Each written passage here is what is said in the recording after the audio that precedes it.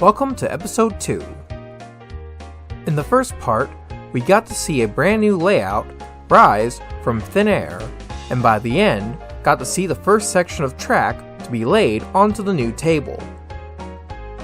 By March 1st, after laying the switch, work began on laying more railroad.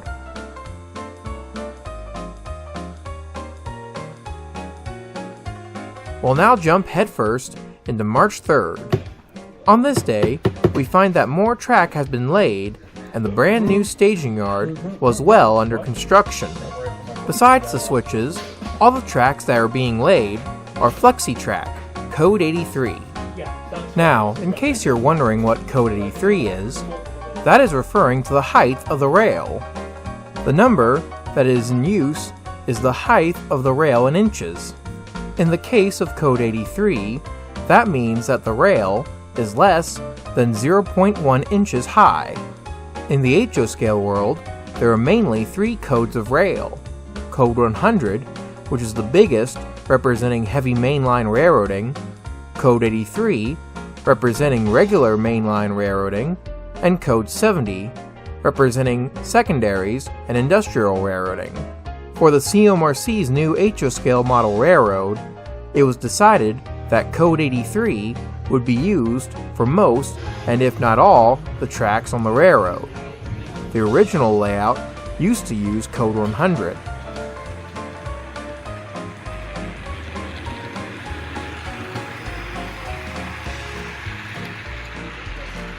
For most folks, just laying down the FlexiTrack would be enough, but not here. The plan here was to connect 2 pieces of FlexiTrack together and then solder wires to them.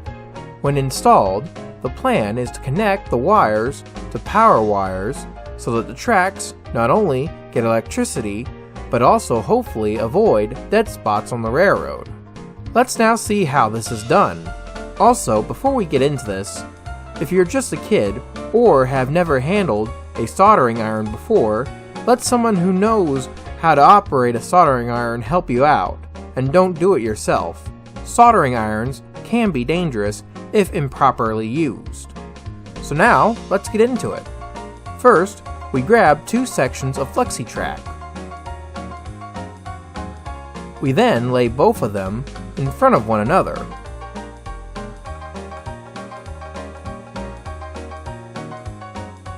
Then, we take a pair of cutters, then clip off the first tie at each end of both FlexiTracks.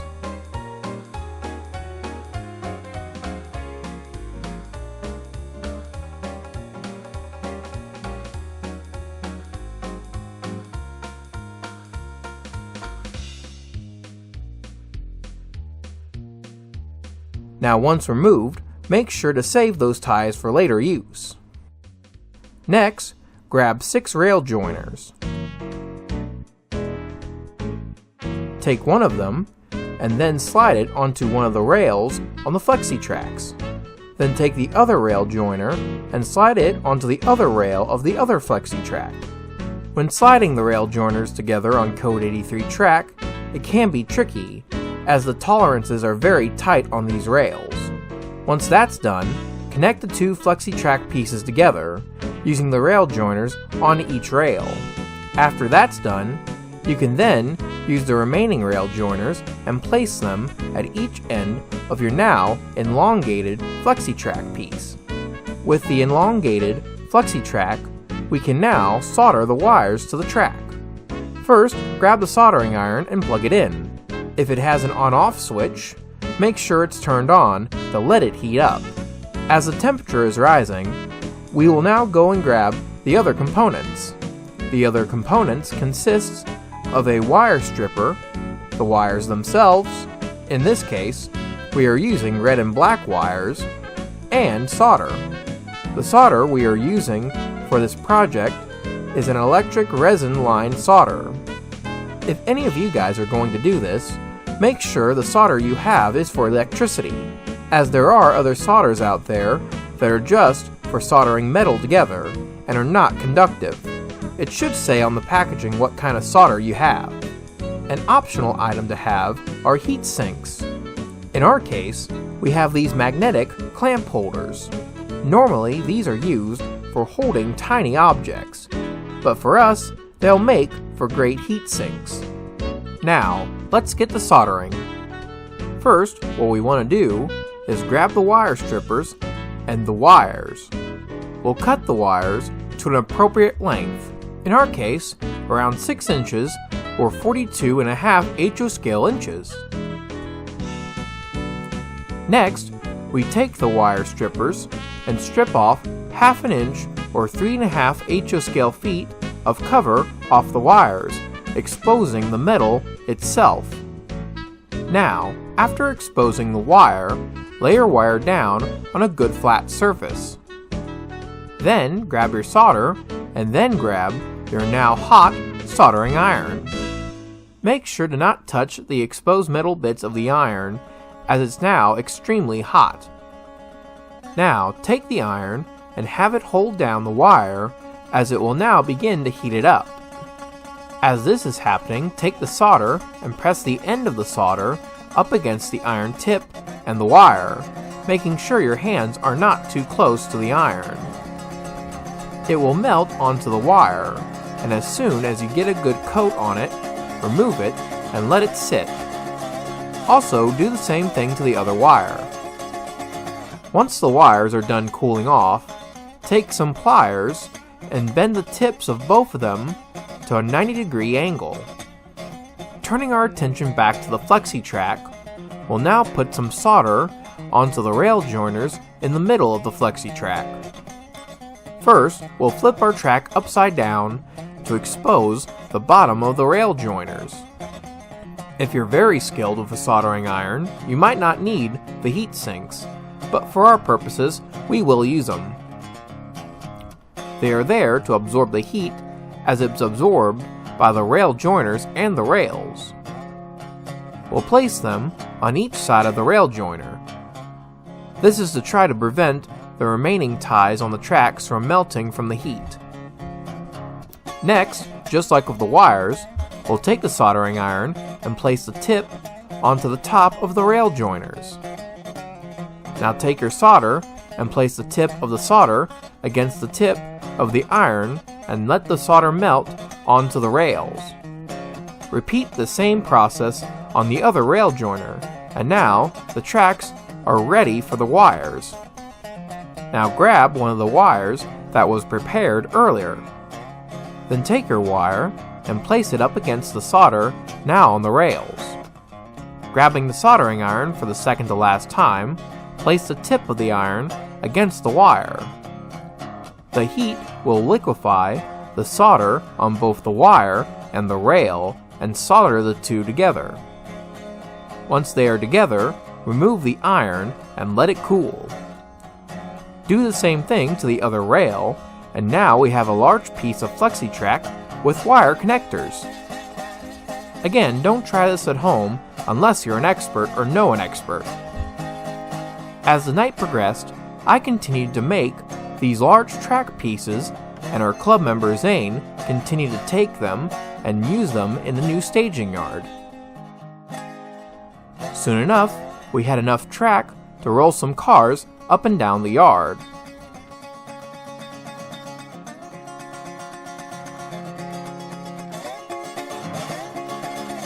Besides work on the HO scale layout, the O scale layout was running trains today.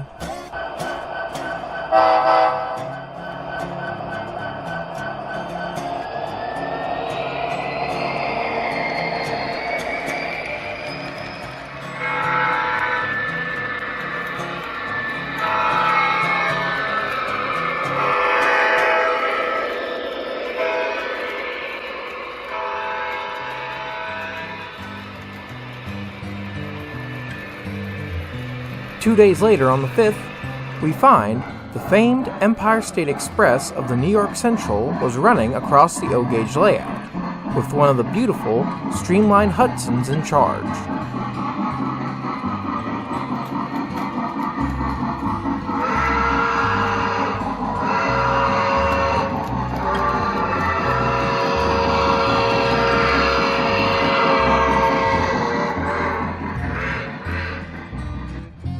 Interestingly, the O-gauge layout would soon not be the only layout in operation today. Back over with the new HO scale layout, more work was done with the new staging yard, and a Norfolk and Western high hood was running?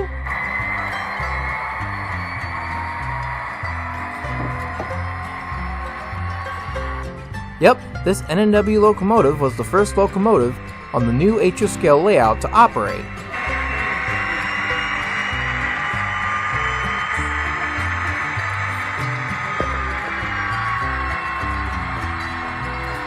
Now, the wires we were talking about earlier haven't been put up yet. This was achieved by using a Digitrax Zephyr controller connected to the rails of the tracks with alligator clip wires. The reason why this was being done today was to check the electric conductivity of the rails and to make sure the track was well laid.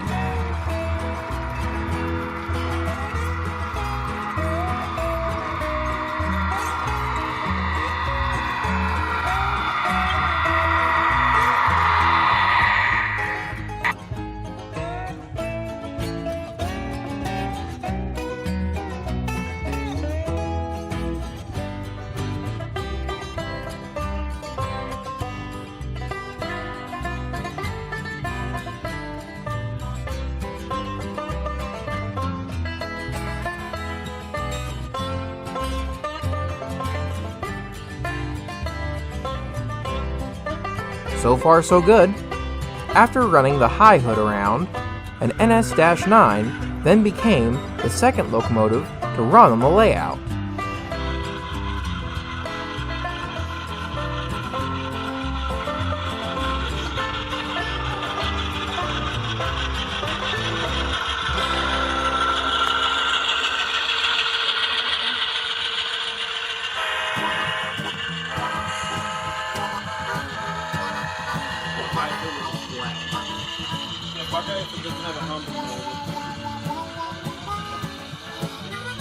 Despite leaving the train behind, now was the time to try and iron out these things on the layout. With this milestone achieved, we'll now jump ahead to the 7th. On this day, more track work was continuing in the yard. Also, a turntable was also installed as well by this point.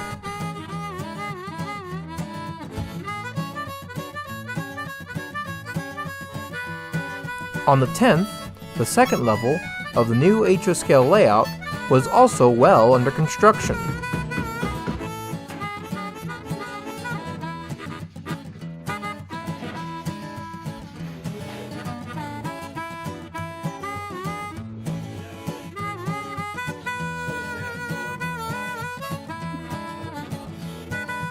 Not only was paintwork still an ongoing project, but the shaping of the wood was also still being worked on as well.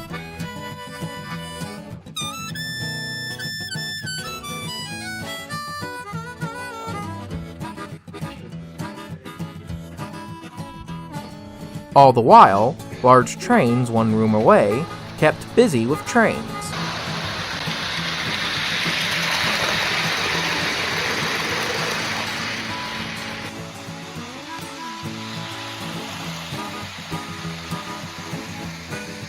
Moving on to the 12th, the previous actions of the 5th were about to be repeated, this time with the Burlington Northern locomotive. More rails had been laid in the yard by this point, and with more members knowing about the controller trick, other club members began testing their own equipment when time permitted. Also, thank you to Dwayne Saunders for bringing out his locomotive here. Now, let's see this U-boat go through its paces.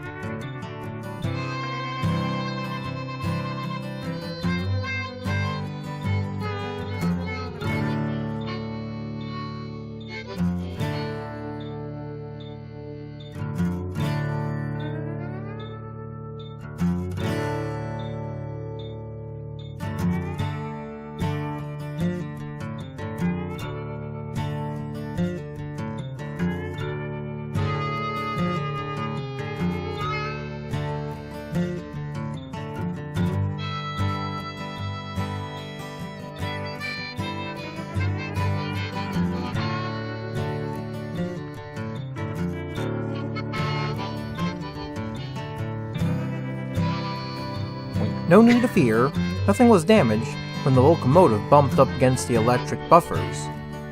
By the 17th, the staging yard was inching its way closer to completion, as this end of the yard was now receiving its cork roadbed. Unfortunately, this was the only shot of the HO-scale layout I was able to get on this day, as I was distracted by other priorities.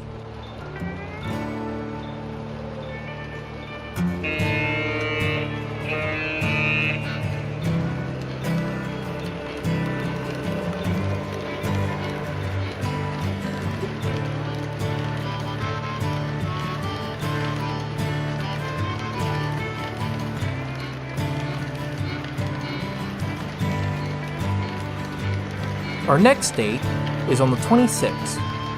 By this point, not only was the yard nearing the end of track laying, but construction of the first ramp was now starting construction.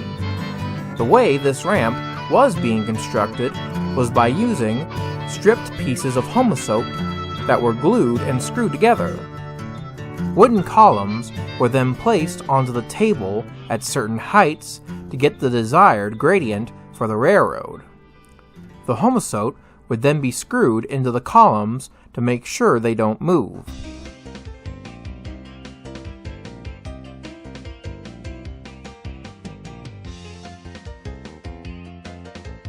We'll do a little reporting here. Here's the team that As our team of club members were hard at work, other club members were running some fabulous trains in the other room.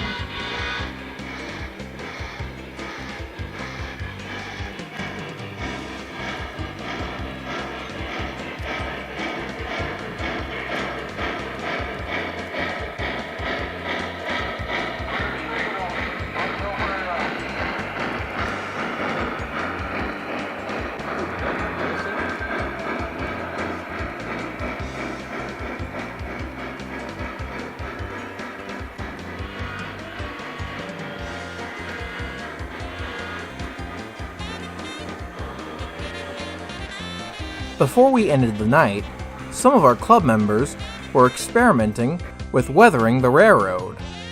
In this example, while the top of the rail was left shiny, the bottom of the rail was painted a brown color. This was achieved by spray painting the tracks, and as soon as it was applied, the top of the rail was cleaned off before the paint could dry. On the 28th, more progress was made on the new ramp.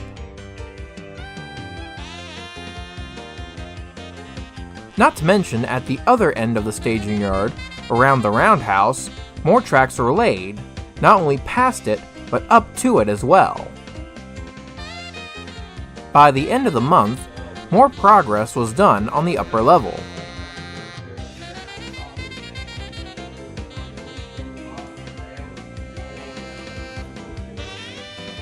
Another notable achievement for this day was the completion of this swing bridge.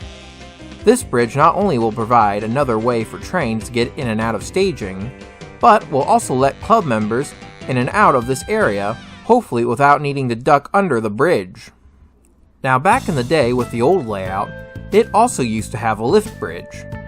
But more often than not, trains, for one reason or another, would get stuck on the bridge, resulting in club members crawling underneath it to access the original staging yard. The main difference between this bridge and its predecessor is that this bridge will not be carrying a mainline railroad. It will only be carrying connecting tracks that will carry trains between the staging yard and the main layout.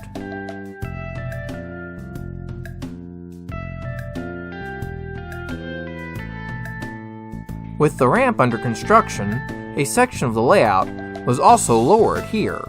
In the future, this is intended to be a large river crossing with large bridges crossing the gap. Also, more progress was being done on the ramp, but unfortunately by this point, a problem was found with this design. While the ramp was strong enough for model trains to use, if for whatever reason a person was to place pressure onto it, the homosoap would bend easily, and if enough pressure was placed onto it, it would possibly break. With this problem now known, work on the ramp was soon halted. After some deliberation on how to strengthen the ramp, it was then decided to use strips of masonite wood. Normally, masonite, as well as homosote, can be found as large flat 4x8 sheets at stores such as Home Depot, Lowe's, or Menards. The plan is to take the masonite wood and cut it into smaller strips and layer the masonite with the homosote to make a stronger ramp. Sadly, as a result of this discovery, the first ramp was removed, and work quickly began on a new ramp with these new changes in mind. By April 2nd, the original ramp was gone, and a new ramp was now under construction. Also, other parts of the layout were receiving plywood where necessary. On the 4th, bus wires were being installed underneath the staging yard. While lots of work was being done on the HO scale layout, this wasn't the only layout to be receiving some construction. On the 16th, the O-scalers were doing some of their own work on their table.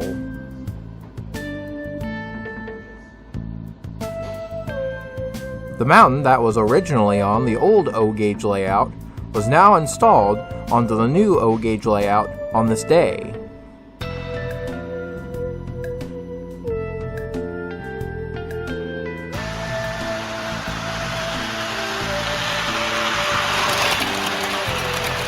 Switching back to the HO scale layout, by the 23rd, enough plywood was placed down on the HO scale layout for track laying to begin at the future Union Station and Classification Yard.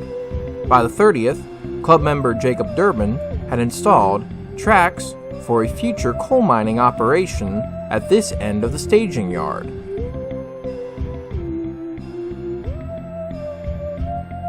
Work was also continuing on the Classification Yard and Union Station area. The area receiving the most scrutiny was the junction between the yard and the Union Station. Moving on to May 4th, track work on the main line passing the Classification Yard began construction, and by the end of the day, a super elevated curve was installed. On the 5th, the major junction here was much closer to completion.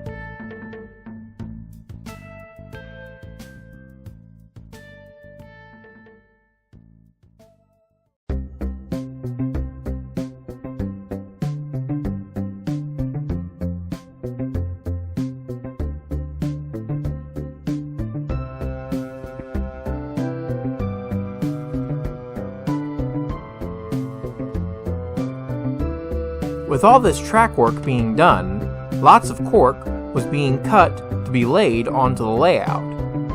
Now, in case you're wondering about the progress of the ramp, well, by this point, not only was the entrance from the staging yard rebuilt, but also a lot more progress was made going uphill.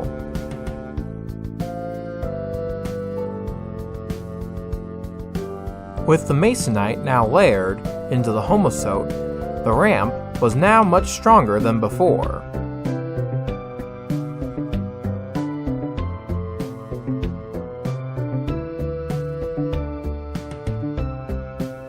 By the 7th, at the major junction, more track had been laid and cars were being tested through the junction to make sure that everything was working smoothly.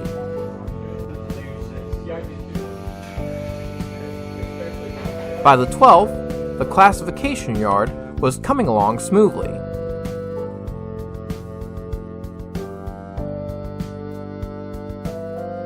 Also, roadbed was beginning to be laid on the upper level. While work on the HO scale layout was progressing, the O scale trains were also running as usual.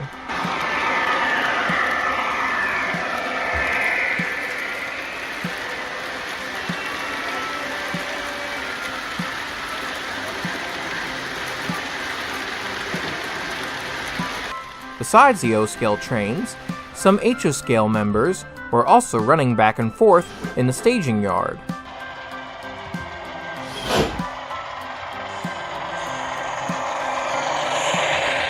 Now, it's been a little while since I mentioned anything about the T-Track N-Scale group. Well, good news. By this point, the N-Scale members were back up and running and even had some new modules as part of their setup.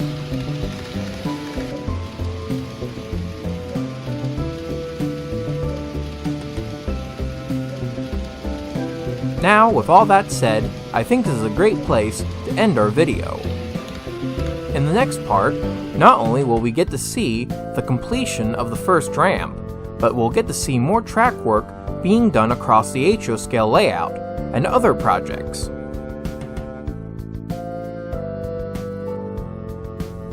If you're interested in keeping up with this project, please subscribe to the channel.